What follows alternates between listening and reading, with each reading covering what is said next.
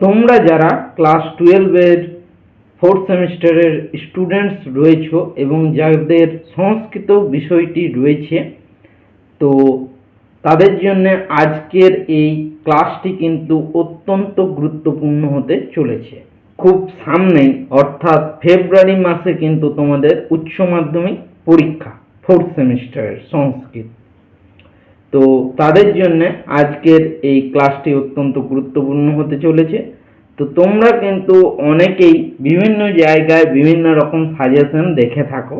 তো আমি বিগত 12 বছরের অভিজ্ঞতা থেকে বলতে পারি যে তোমরা যদি আমার সাজেশনটি ভালোভাবে ফলো করো, তাহলে আমার মনে হয় যে তোমাদের অন্য কোনো সাজেশন আর ফলো করার প্রয়োজন হবে না।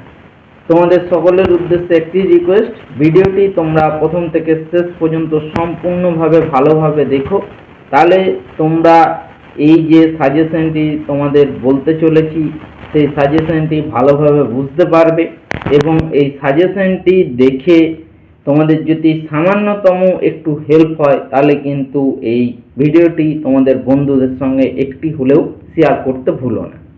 এবং যারা অলরেডি আমাদের চ্যানেলটিকে সাবস্ক্রাইব করে রেখেছো তাদেরকে জানাই আরও একবার অসংখ্য ধন্যবাদ, এবং যারা এখনও পর্যন্ত আমাদের এই চ্যানেলটিকে সাবস্ক্রাইব করে ওঠার সুযোগ পাওনি তারা অতি অবশ্যই সাবস্ক্রাইব বাটনটি প্রেস করে চ্যানেলটির পাশে থাকতে ভুলো না।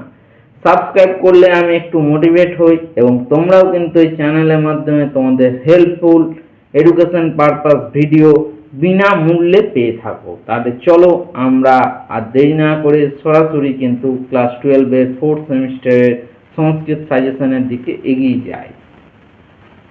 তাহলে তোমরা দেখতে পাচ্ছ কি, ক্লাস 12 4th সেমিস্টার সংস্কৃত সাজেশন 2026, অর্থাৎ 2027 সালে যারা তোমরা উচ্চ মাধ্যমিক পরীক্ষা দেবে তাদের জন্য কিন্তু এই সাজেশনটি তৈরি করা হয়েছে।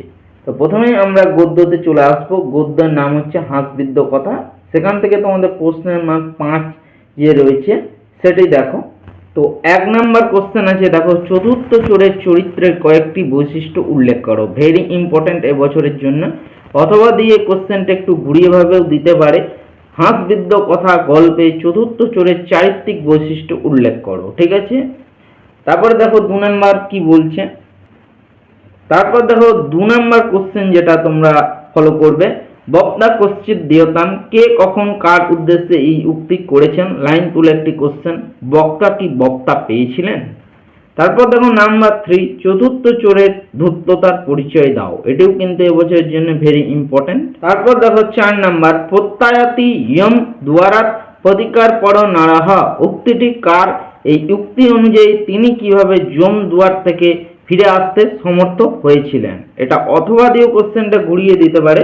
তো দেখো আমি অথবাটা বলার আগে বলছি, তোমাদের প্রত্যেকটি কোশ্চেন কিন্তু আমি অথবা দিয়ে লিখে দিয়েছি, যাতে তোমাদের যদি পরীক্ষায় একটু চেঞ্জ করে দেয়, পরীক্ষার তোমরা অ্যান্সার যাতে করে আসতে পারো, তার জন্য কিন্তু আমি অথবা কোশ্চেনগুলো তোমাদের জন্য বলে দিয়েছি। অথবা দিয়ে যে কোশ্চেনটা ঘুরিয়ে দিতে পারে, চতুর্থ চোর এই নীতিবাক্যটিকে কিভাবে নিজের জীবনে কার্যকরী করেছিল তা ব্যাখ্যা করো, এভাবে দিতে পারে। তারপর দেখো 5 নাম্বার, স্বর্ণবীজ বপনে কেউ রাজি হননি কেন? তো এই হাঁসবিদ্য কথা গদ্য থেকে এই 5টি যদি কোশ্চেন তোমরা ভালোভাবে পড়ে যাও, তাহলে কিন্তু পরীক্ষায় তোমরা অবশ্যই কমন পেয়ে যাবে। তারপর নেক্সট আমরা তোমাদের যে পদ্য রয়েছে সেই পদ্য থেকে কোন কোন কোশ্চেনগুলো ইম্পর্টেন্ট সেগুলো আমি তোমাদের বলে দিচ্ছি। তো পদ্যর নাম হচ্ছে তোমাদের বনেচর ভাষণম। এখান থেকে প্রশ্নের নাম 5 নম্বরে কোনগুলো ইম্পর্টেন্ট। 1 নাম্বার, যুধিষ্ঠিরের প্রতি বনেচরের বক্তব্যের সংক্ষিপ্ত সার লেখো। ভেরি ইম্পর্টেন্ট কিন্তু এবছরের জন্য।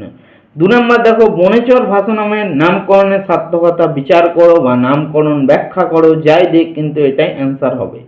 3 নাম্বার দেখো যেটা ইম্পর্টেন্ট, হিতং মনোহরি চ দুর্লভং বচঃ, ব্যাখ্যা করো। ঠিক আছে। 4 নাম্বার দেখো, কিরাতার্জুনীয়ম কাব্যের প্রথম সর্গ অবলম্বনে দুর্যোধনের শাসন ব্যবস্থার বা রাজ্য শাসন ব্যবস্থার যে পরিচয় পাওয়া যায় তা নিজের ভাষায় আলোচনা করো। এটিও কিন্তু এবছরের জন্য ইম্পর্টেন্ট আছে। আর লাইন তুলে দেখো একটি কোশ্চেন তোমাদের দিতে পারে 5 নাম্বারে আমি বলছি। তো 5 নাম্বারে দেখো লাইন তুলে যে কোশ্চেনটি ইম্পর্টেন্ট আছে বনচর ভাষণমের থেকে, ন হি প্রিয়ং প্রভুক্তম মিচ্ছন্তি মৃষা হিতৈষিণঃ, এই উক্তি স্মৃতির তাৎপর্য কি, গুপ্তচরের মানসিক অবস্থা এবং কর্তব্যনিষ্ঠার পরিচয় এই শ্লোকের মাধ্যমে কিভাবে ফুটে উঠেছে। এখান থেকে কিন্তু এই 5টি মাত্র কোশ্চেন যদি তোমরা ফলো করে যাও তাহলে কিন্তু তোমরা পরীক্ষাতে কমন পেয়ে যেতে পারো। একটি দৃশ্যকাব্য বা নাটক রয়েছে যার নাম হচ্ছে আত্মীয় বনদেবতা সংবাদহ। সেখান থেকে প্রশ্ন 5-এ 1 নম্বর যেটা ইম্পর্টেন্ট, আত্রী ও বনদেবতার কথোপকথনের মাধ্যমে দণ্ডকারণ্যের তৎকালীন পরিস্থিতি সম্পর্কে কি জানা যায়। এটা যদি একটু অথবা দিয়ে ঘুরিয়ে দেয় তাহলে এরমও দিতে পারে, আত্রী ও বনদেবতার কথোপকথন সংক্ষেপে নিজের ভাষায় লেখো, এরকমও কিন্তু দিতে পারে। তারপর দেখো 2 নম্বর যেটা কোশ্চেন রয়েছে, আত্রেয়ী বনদেবতা সংবাদহ পাঠ্যাংশ অবলম্বনে রামভদ্রের চারিত্রিক বৈশিষ্ট্য উল্লেখ করো। তারপর দেখো 3 নম্বর ভেরি ইম্পর্টেন্ট, আত্রেয়ীর চারিত্রিক বৈশিষ্ট্য উল্লেখ করো। ভেরি ইম্পর্টেন্ট কোশ্চেন এবছরের জন্য। তারপর দেখো 4 নম্বর মা নিষাদ প্রতিষ্ঠান, এই শ্লোকটির তাৎপর্য ব্যাখ্যা করো। যদি লাইন তুলে কোনো কোশ্চেন দেয়, কিভাবে এই শ্লোকটি শোক থেকে শ্লোকের উৎপত্তির প্রতীক হয়ে উঠেছে, এটাও কিন্তু ইম্পর্টেন্ট রয়েছে এবছরের পরীক্ষার জন্য।